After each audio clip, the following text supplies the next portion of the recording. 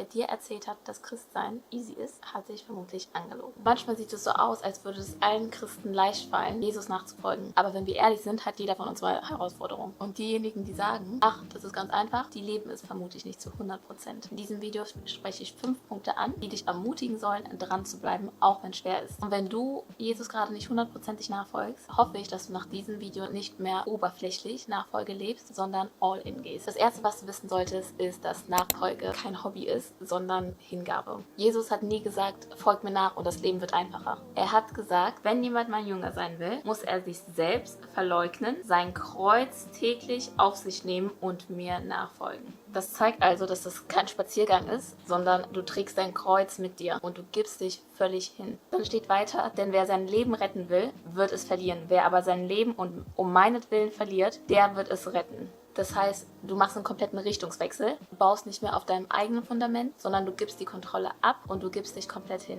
Der nächste Punkt ist, Gnade ist frei zugänglich, Gehorsam aber kostet. Wichtig zu verstehen ist, dass du nicht durch deine Taten gerettet wirst. Du kannst dir deine Errettung nicht verdienen. Gnade ist ein Geschenk und komplett unverdient. Aber diese Gnade ruft dich in ein neues Leben. Und wenn du dich diesem Leben dann hingibst und gehorsam bist, dann kostet diese echte Gehorsamkeit dich etwas. Es kostet dich vielleicht dein Stolz oder deine Bequemlichkeit oder vielleicht Freundschaften, vielleicht deine Finanzen. Gehoorsamkeit kostet dich etwas. Und auch deshalb ist es nicht immer easy und bequem, Jesus nachzufolgen. Denn in der Gesellschaft hören wir oft, tu, was sich richtig für dich anfühlt. Mach, was sich gut anfühlt. Jesus sagt aber, mach, was richtig ist. Dinge, die sich gut anfühlen, sind nicht immer gut für dich, auch wenn du das vielleicht manchmal denkst. Deshalb gibt es manche Eigenschaften oder manche Denkmuster, die wir ablegen sollten, damit wir in dieser Gehorsamkeit bleiben. Und das tun wir nicht aus Angst, sondern aus Dankbarkeit und Ehrfurcht. Der nächste Punkt ist, gib nicht auf, auch wenn es sich schwer anfühlt. Ich sag dir ehrlich, es gibt Tage, da fühle ich mich nicht stark im Glauben. Es gab schon viele Tage, da habe ich mich müde gefühlt oder habe mich nicht danach gefühlt zu beten. Und das Leben hat sich dann vielleicht schwer angefühlt, sodass ich gar keine Kraft hatte zu beten. Vielleicht kämpfst du mit Versuchungen, vielleicht kämpfst du mit Meinung von anderen oder mit Gedanken, ob du gut genug bist. Und weißt du was? Du bist nicht alleine. Ich kenne keinen um mich herum, der nicht mal müde war, der nicht mal gezweifelt hat, der nicht mal seine Kämpfe hatte. Selbst in der Bibel lesen wir von vielen heute für uns Glaubenshelden, die ihre Kämpfe hatten. Elia zum Beispiel in der Bibel wollte aufgeben. Petrus hat Jesus verleugnet.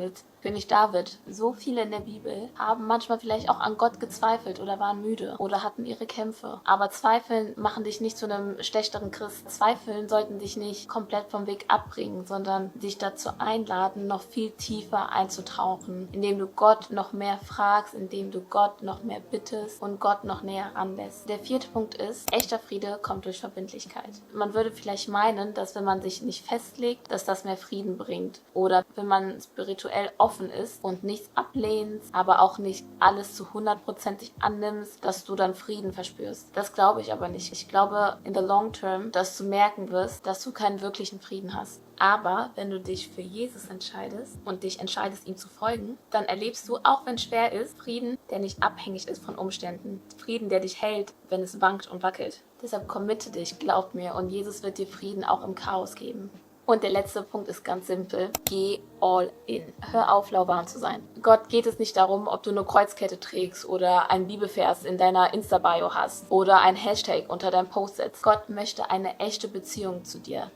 Mit ganzem Herzen und mit ganzem Leben. Die Bibel sagt uns sogar, sei nicht lauwarm. Das steht in Offenbarung 3. Weil lauwarm heißt, du bist nicht heiß auf die Wahrheit, die Jesus verkündet. Du bist nicht heiß für Bekehrung. Du bist nicht heiß für Heiligkeit. Du bist nicht heiß für die Veränderung, die Jesus bringt. Du brennst nicht für Jesus und Sünde ist dir auch mehr oder weniger gleichgültig. Du bist nicht kalt, aber auch nicht klar in dem, was du sagst oder was du vertrittst. Du bist nicht hingegeben, bist aber auch nicht rebellisch. Du bist irgendwas dazwischen und das ist gefährlich. Diese ein Fuß drinnen, ein Fuß draußen Mentalität wird dich nicht weit bringen. Nicht im Glauben und auch nicht im Leben. Und schon gar nicht in deiner Beziehung mit Gott. Gott ruft dich nicht, um dir Druck zu machen, sondern weil er dir ein Leben in Fülle geben möchte. Deshalb lass los, was losgelassen werden muss. Entscheide dich komplett für Gott. Und ich sage das nicht, weil ich das einfach nur so irgendwo gelesen habe oder weil ich mit dem Glauben groß geworden bin. Nein, bin ich nicht. Niemand hat mir das eingeredet. Niemand hat mich dahin gedrängt oder dahin gezwungen. Sondern Gott hat dieses Verlangen in mich gelegt. Und ich habe geantwortet. Und wenn du spürst, dass Gott dich ruft, dann gib Gott dein Ganzes.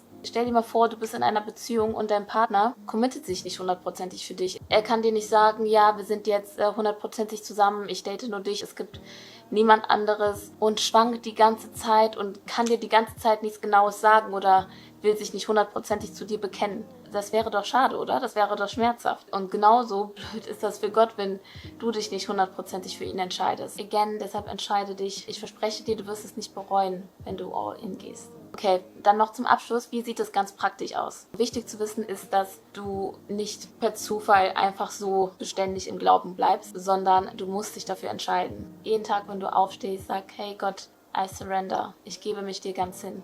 Und dann ganz praktisch, lies die Bibel täglich. Auch wenn es nur ein Psalm ist, brauchst diese geistliche Nahrung. Es geht nicht um bei all diesen Punkten, nicht um die Menge. Es geht Gott nicht darum, dass du jetzt sagst, ich bin 24/7 im Gebet und lese die Bibel die ganze Zeit. Nein, es geht Gott um dein Herz und dass du ehrlich und authentisch bist. Genau, Punkt 1, lese die Bibel täglich. Punkt 2, bete auch täglich und sogar mehrmals am Tag. Und dein Gebet kann laut, kann leise sein, kann wütend sein. Sei einfach ehrlich mit Gott. Und dein Gebet muss nicht immer lang sein. Es kann auch zwischendurch sein. Vater im Himmel, ich brauche gerade deine Gnade. Vater im Himmel, ich brauche gerade deine Geduld. Oder, boah Gott, siehst du mich denn nicht? Ich brauche dich. Punkt 3, lebe in Gemeinschaft. Christsein im Alleingang ist gefährlich. Don't do it. Du brauchst andere, die mit dir gehen. Es müssen nicht Hunderte sein. Such dir ein paar aus, sodass ihr euch gegenseitig ermutigen könnt und füreinander beten könnt. Und 4, bete ihn ganz praktisch ein. Höre Worship-Musik, die ihn preisen und mach dein Zuhause zu einem Ort, wo Gott willkommen ist.